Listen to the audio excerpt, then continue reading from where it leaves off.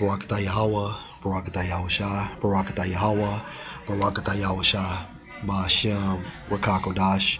Double honor to the apostles, the elders, and salutations to you, sincere brothers, teaching in truth and in sincerity. This lesson is going to be entitled, When Jesus Takes the Wheel. My source is dictionary.com. What does Jesus take the wheel mean?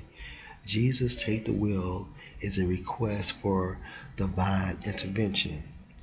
It is sometimes used seriously and sometimes used humorously.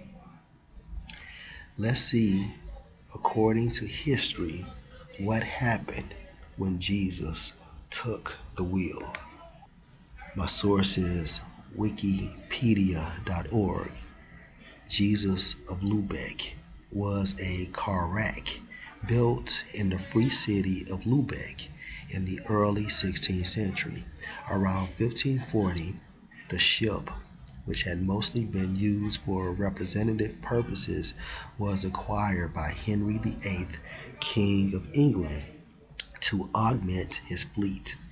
The ship saw action during the French invasion of the Isles of Wight in 1545. She, along with the Samson, were used in an unsuccessful attempt to raise Henry VIII's flagship, the Mary Rose, after she foundered during the Battle of the Solent. She was later chartered to a group of merchants in 1563 by Queen Elizabeth. Jesus of Lubeck became involved in the Atlantic slave trade. So when you ignorant ass Israelites state Jesus take the wheel, but he brought you into slavery under John Hawkins, who organized 4 voyages to West Africa and the West Indies between 1562 and 1568. During the last voyage, Jesus, along with several other English ships, encountered a Spanish fleet off San Juan de Lua in September 1568. In the resulting battle, Jesus was captured by Spanish forces. The heavily damaged ship was later sold for 601 ducats to a local merchant. And this is a picture of Jesus of Lubeck, the slave ship.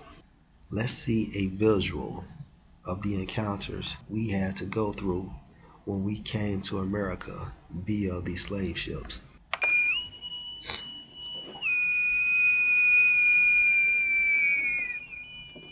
Christ, what a stink, Captain.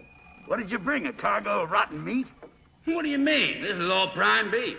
They stink because they eat like pigs, then they vomit all over themselves. Long voyage? 95 days from the Ivory Coast. Don't you ever take 'em up on deck for a little fresh air?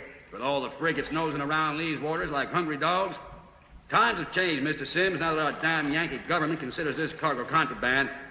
If they catch me with even one nigger on board, it's up the rope I go, and I wouldn't be the first. They're bound to rot away down there in that cesspool. Not on your life. Board my ship hygiene. Look at the conditions. When one of them gets took bad, I don't wait till he plagues the others. No, sir. It's into the brining with them. You mean to tell me these Edomites will not pay? How many head you got? 326, including the wench. This batch is all stallions. No syphilis, and they've all busting with seed. But look how rested they are. I travel with comfort.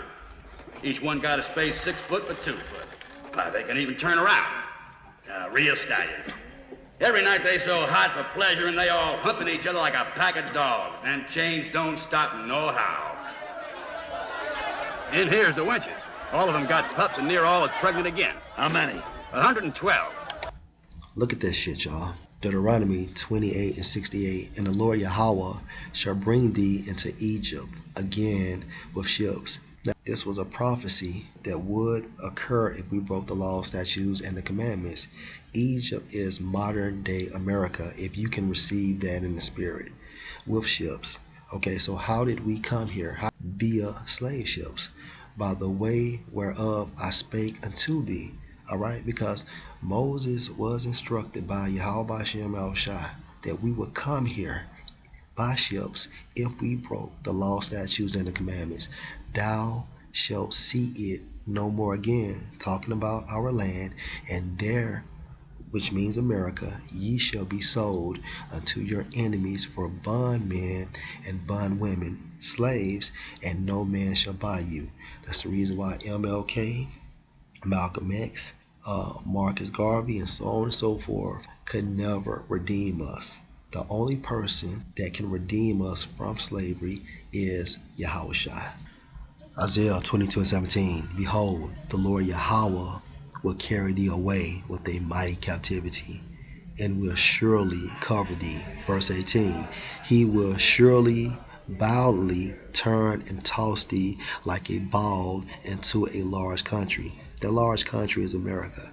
Okay, and how was we violently turned and tossed like a ball? When we came here on those slave ships. Think about how traumatic that experience was for us, as well as when we encountered bad weather. Okay, when that wind was strong, and how strong those waves are, and you're rocking to and fro, back and forth.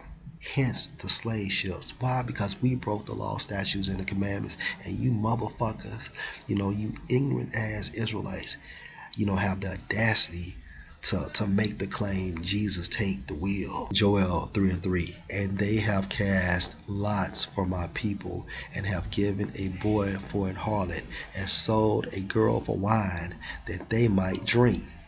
All right.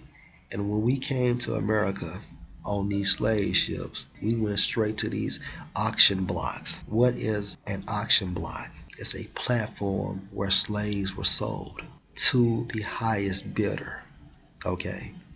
And prior to us going onto those auction blocks, we were clean, shaved, and then those Edomites would put palm oil on us to disguise wounds that we received from coming off those ships. Revelation 11:10. And they that dwell upon the earth shall rejoice over them, beginning with you Edomites, and you other nations as well, because you are joint heirs with the Edomites, and make merry, and shall send gifts one to another. And guess what? We were those gifts. Because if you go back to Joel, the 3rd chapter, it talks about, all right, how those Hamites as well as those Ishmaelites sold us into slavery, because these two prophets, the southern and northern kingdom, tormented them that dwell on the earth. All right, Lord willing, this was an edifying lesson. Shalom.